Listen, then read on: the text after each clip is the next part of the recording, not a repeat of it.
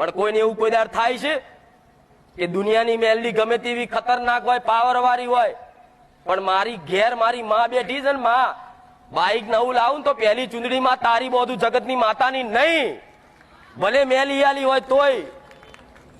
આવો ભાવ રાખો ને, તાર તમારી માં સાધન ઉપર બેસી જાય, તમારી એ બાઈક ઉપર બેસી જાય, તમારી એ ગાડી પર બેસી જાય, તમારી એ ટ્રેક્ટર ઉપર બેસી જાય. કોઈ દર જગતમાં છે ને ટચ ના થવા દે. હું સોલંકી બેઠી મેળવી. અને કદાચ કોઈ કારણોસર, કોઈ ચોઘડિયાના કારણથી કદાચ કોઈ અડી જાય, કોઈ એક્સિડન્ટ થઈ જાય ને, તો તમારો એક માથાના બાલ જેટલી જગ્યામાં તમારી માં તમારો બચાવ કરી લે. હું મેલડી આવું કહું છું. પણ પોતાની કુળદેવીને હકાલજો.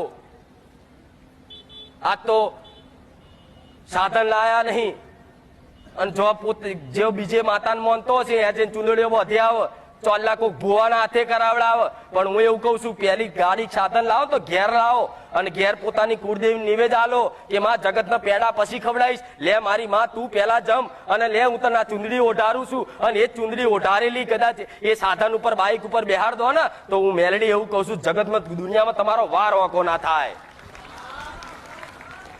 પણ તમે તો જાતે જ એવું નક્કી કરી લો છો કે મારી માતા નબળી છે, પેલાની જબરી છે.